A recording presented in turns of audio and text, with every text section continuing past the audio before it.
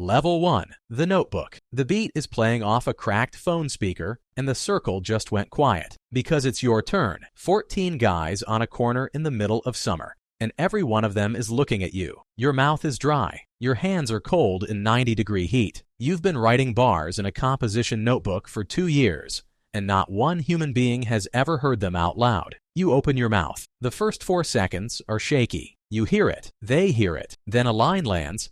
A guy in the back grabs his head and yells, and the sound moves through the circle like a current. And for 8 seconds, 8 full seconds, you are not invisible. You've been invisible your whole life. At school, on this block, in a 2-bedroom apartment where your mother works doubles folding hospital laundry and comes home too tired to ask how your day went. 8 seconds. That's all it takes. You would do anything to feel it again. Here's the thing nobody says out loud about where you're from. Basketball needs height. Football needs a body that can take the hits. College needs money that doesn't exist on this street. But this needs a pen, a wound, and a voice. Entry fee, $0. That's why every third kid on this block calls himself a rapper. The dream is free. It's the only thing here that is. You go home and write until 3 a.m. Your mother's shift ends at 11. When you hear her keys, you kill the light, because the light bill is a conversation you don't want to have. The next afternoon, a guy named Dre pulls up to the corner. Dre is 20. Dre runs things around here. You don't ask what things. Everybody knows. Nobody says. He heard about the 8 seconds. Do it again, he says. You do it again. Longer. Better. Dre doesn't smile. He nods once, slow, like he's checking math. All right, he says. You're the one. You don't know what that means yet. You will. Level 2. The Studio Rat. You take a job at a shipping warehouse. $11.50 an hour, 10-hour shifts, lifting boxes with your headphones in, writing verses against the rhythm of the conveyor belt. Every dollar that doesn't keep the lights on goes to one address. A back room behind a barber shop on the east side. $35 an hour. The engineer is a man named Marcus, 54 years old. Glasses. He's been recording this city since the 90s. There's a wall of photos behind his mixing board. Rappers, dozens of them. Half of them got famous, Marcus says.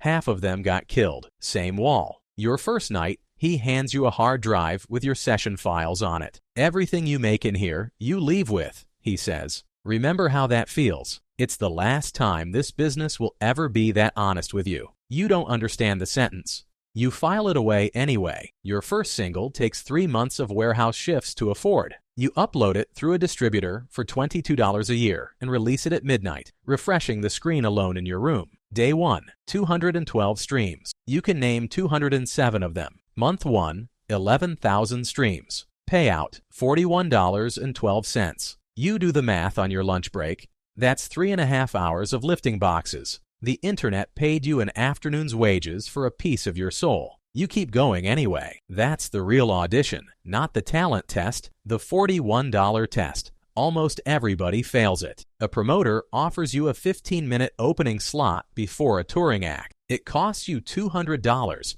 and you have to move 40 tickets yourself. You sell 26, co-workers, cousins, a girl from high school. You lose money. You perform for 60 people. 50 of them on their phones. 4 strangers ask your name afterward. Your first 4 strangers. Dre finds you at the corner store that week. He peels $700 off a roll without counting it. You hesitate because you know exactly where that money sleeps at night. He doesn't hand it to you. He drives to the barbershop and pays Marcus directly. 20 hours of studio time in your name. You don't owe me money, Dre says. You owe me a way out I can watch. Then he stops letting you stand on the corner at all. You visit. You don't stay. You're not built for this. A pause. That's a compliment. 8 months in, you're at a red light. A Honda pulls up beside you, windows down. Your song is playing. A stranger is rapping your words. He gets one line wrong. You drive 2 blocks and pull over because your hands are shaking. $41 a month. And the best feeling money never gave you. Level 3. The Hometown Hero. One song catches. You'll never fully know why this one. You made better songs. It doesn't matter. The city decided 400,000 streams in a month. Local radio plays it at 11 p.m., then at 5 p.m. 40,000 monthly listeners. Your first paid booking, $500, cash in an envelope. You count it twice in your car. It's more than a week at the warehouse. You quit the warehouse on a Tuesday. Your supervisor shakes your hand and says he always knew, which is a lie, and you let him have it. The city starts treating you differently. The wing spot stops charging you. Guys from high school post throwbacks and write, "Supported since day one." They did not. Your DMs fill with people who were invisible to you back when you were invisible to everyone. Here is the rule: nobody posts about this level. You are now famous enough to be a target and still broke enough to be reachable. You have a name worth robbing and no money for the protection the name requires. More rappers die at this level than any other, not at the top. Here, in the gap between known and gone. You learn that in October. A kid you grew up with gets shot 2 blocks from your video shoot 20 minutes after rap. He wasn't in the video. He was just near it, near you. His mother asked people to stop mentioning the song. You stop sleeping right for a while. Then the block gets quiet a different way. Federal agents, one gray morning, 9 men in cuffs. Conspiracy charges. Dre gets 12 years. No parole in the federal system. 12 means 12. His first call from the county jail is 15 recorded minutes.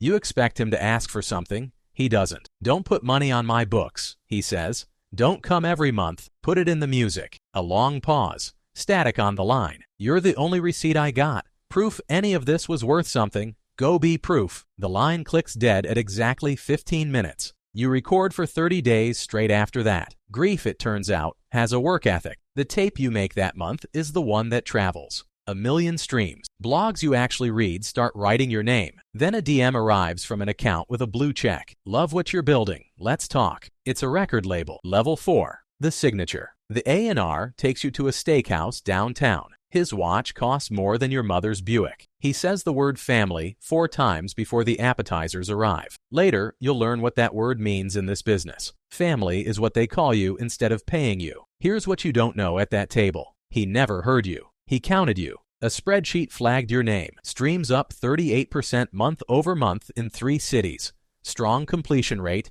0 marketing spend. Labels don't sign music. They sign momentum they didn't have to pay for. The offer. $150,000. You keep your face still. Inside, something detonates. That's more than your mother has earned in 4 years of double shifts. The contract is 61 pages, 4 albums. The label takes 25% of your touring, your merch, your features, everything with your name attached. They call it a 360 deal. Your royalty rate is 18%. Of whatever is left after deductions you're not allowed to audit yet. And the masters, the actual recordings, belong to them forever. The label recommends a lawyer. He's polite, fast, and $5,000. He works with this label often. He does not mention that this is a problem. Exactly one person asked the right question, and it isn't him. It's Marcus, mixing your last independent record, not even turning around. Who owns the masters? The label, you say. That's normal. Marcus nods slowly at the board. Normal for who?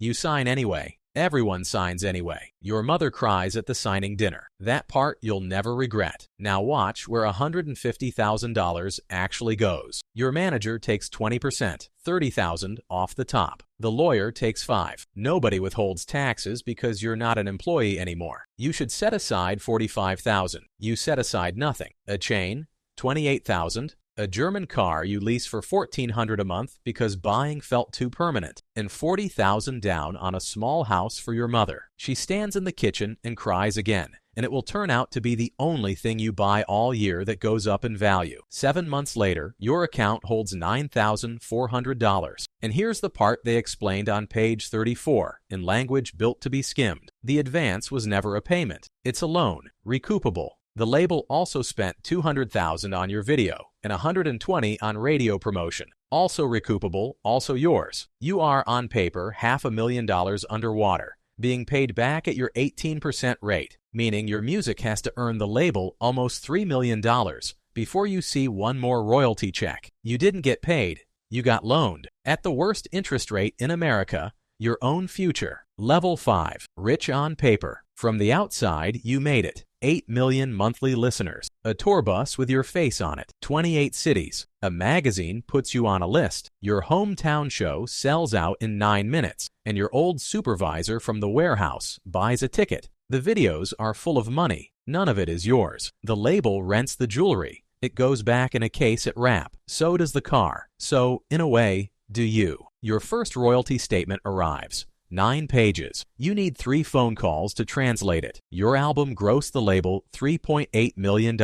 Your account balance, unrecouped, negative $618,000. The first video, a second video, radio promo, something called tour support, all recoupable, all yours, 140 million streams, and your artist account has never once been positive. The tour looks like the fortune, $55,000 a night, gross. Then production, $9,000. The bus, $21,000 a month. Crew, your agent's 10%, your manager's 20%. The label's 25% off the top because of the 360. You clear about $4,000 a night. And payroll eats it. 9 guys travel with you at $26,000 a month, holding job titles no one can define. One of them is your brand security consultant. You do not know what he secures. Then the certified letter. The IRS says you owe $312,000 for a tax year you barely remember. The IRS does not care that the label recouped. To them, the advance was income. The chain was income. Penalties do not pause for confusion. At 3:40 in the morning at a gas station, your card declines. You're wearing a $3,000 outfit. The clerk recognizes you and asks for a picture. You take the picture. You pay with the last cash from your last feature. You smile in the photo. That's the job now. That winter, an artist you made a song with dies at 26. In the kind of way that gets 3 days of headlines. His label posts a black square by 9 a.m. His streams triple in a week. The company earns more from him that month than in any month he was alive. That's when the coldest rule in the building becomes visible. The machine doesn't need you alive. Dead artists don't renegotiate. The label hears about your tax letter and offers to help. A new advance, $250,000, because family looks out for family. Attached, 2 additional albums, same terms. A deeper hole, offered as a rope. The pen is in your hand at 4:07 a.m. You put it down and call Marcus instead. He answers on the first ring, like he's been waiting 6 years for this exact call. He gives you one name, Level 6. The audit, Denise Cole, entertainment attorney, 19th floor. She reads your contract for 51 minutes without saying a word, while you watch the city through her window. Then she looks up. You don't have a money problem. You have an ownership problem. She brings in a forensic accountant. The audit costs $60,000 you borrow against future show money. It is the best money you have ever spent. They find the video, billed twice under 2 different names. Tour support, padded 30%. A controlled composition clause, paying you 75% of the standard songwriter rate on songs you wrote alone. A deduction category invented decades ago for damaged vinyl, still being applied to your streams. Streams don't break, Denise says flat. Contracts do. And on page 34, the quiet one, a co-publishing clause. They own half your publishing. The invisible money, the money that pays songwriters for decades after the fame dies. You gave away half of it with a signature you were too excited to read. Total charges that should never have been yours.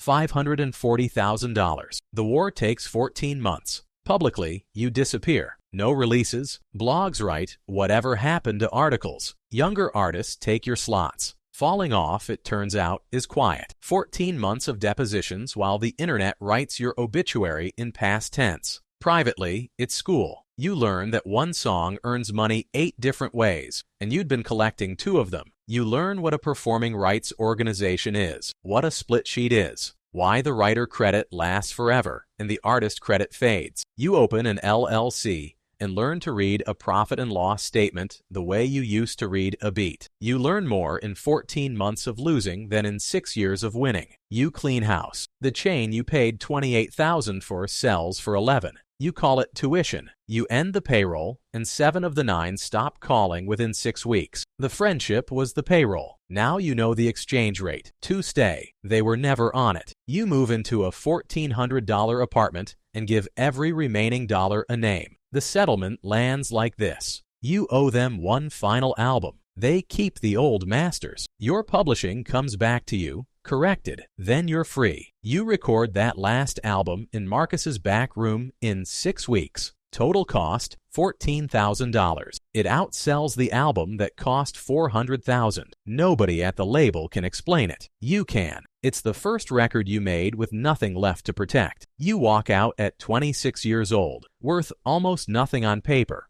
owning exactly one thing, everything you make next. Level 7. The owner. You start a label with one artist on it. You. The LLC carries your mother's maiden name. A distribution company takes 12% to put your music everywhere. The other 88 comes home. The masters stay in a folder that belongs to you. At the old label, $1 came back as 15 cents, and only after climbing out of a $600,000 hole. Now $1 comes back as 88 cents on day one. Same voice, different paperwork. Your first independent album does 40 million streams in a year. That's about $150,000, wired directly to the company you own. Then the part the streams never taught you. A $60 hoodie costs $11 to make, and one real fan buying one sends you more than 1,000 casual listeners ever will. So you stop chasing everyone. You start serving the 20,000 people who would drive an hour. 20,000 true fans spending $55 a year is $1 million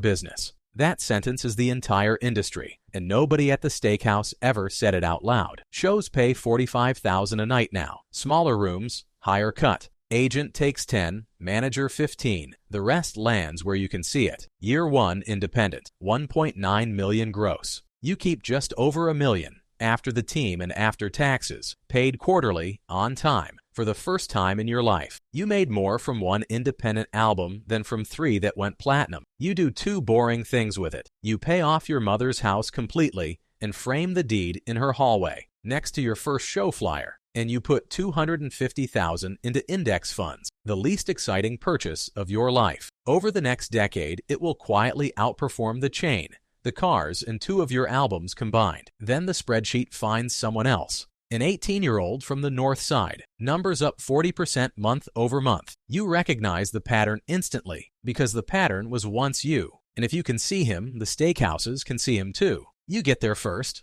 Your offer, 50-50 split of profits. His masters come back to him after 7 years, and you pay an outside lawyer, a stranger, to attack your own contract in front of him before he signs it. The old label would call that malpractice. You call it the whole point. You buy the building the barbershop sits in, the one with the backroom studio. Marcus gets real acoustic panels, a new board, and a lease for $1 a year. He frames the dollar. Dre calls monthly from federal prison. 15 minutes, year 9 of 12. He's read every book you've mailed him, twice. Somewhere along the way, his questions changed. He stopped asking about money. He asks about margins. Level 8, quiet money. You're 38 and your catalog earns around $800,000 a year while you sleep. Money with no show date attached. Every master you've owned since the audit, working night shifts on your behalf. A fund offers to buy the catalog, $12.5 million.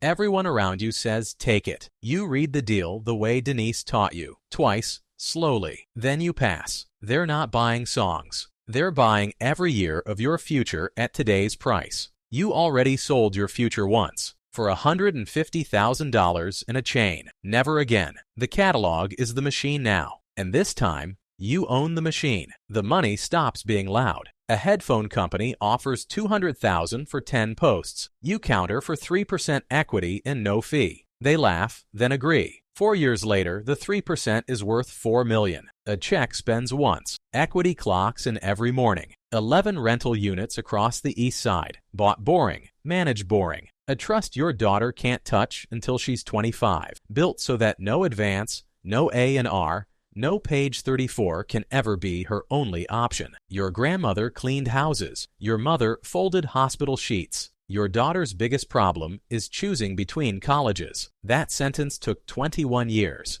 It's the only plaque you care about. Dre comes home after 11 years and 4 months. You're at the gate at 6 a.m. with coffee. He gets in the car, looks at you for a long second and says, "So, what's my margin?" You don't give him charity. You give him a desk. He runs A&R for your label now, and he's better at it than every watch-wearing man who ever bought you dinner, because he spent 11 years studying exactly what desperation looks like. He never signs it. He develops it. The fame thins out on purpose. Fewer airport photos every year, and you mind less every year. The chain lives in a safe. You wear it one night a year at the hometown show, then it goes back. Rich was loud, the chain, the lease, the table full of strangers. Wealth is a paid-off house, a quiet company, and a phone that doesn't ring with emergencies. Rich was for them. This is for you. There's one standing rule at Marcus's studio, and it's the only one that matters. Any kid who shows up short on session money records anyway. Marcus points at the booth. The hours are covered. No name given. You never meet them. That's the design. Tonight, somewhere on the east side, a 17-year-old is counting syllables on his fingers at a bus stop. He has 214 followers, $19 in a payment app, and a notebook with a broken spine. He doesn't know what recoupment means. He couldn't tell publishing from performance if his life depended on it, and one day it will. He knows exactly one thing. Yesterday, in a circle on a corner, he got 8 seconds, and he would trade everything he has for 8 more. Everything he has is nothing. The machine was built for kids whose everything is nothing. He pushes through a barbershop door and finds the back room. $35 an hour. He has 19. He starts to apologize. An old man in glasses just points at the booth. Session's covered. The kid doesn't ask by who. The red light comes on. The beat drops. His voice shakes for 4 seconds. Then a line lands. You can't stop what's coming for him. The steakhouse dinners, the 61 pages, the page 34s. The machine is patient. It was here before you, and it will outlive everyone reading contracts tonight. You never broke the cycle. Nobody breaks the cycle. You just bought the room where it starts.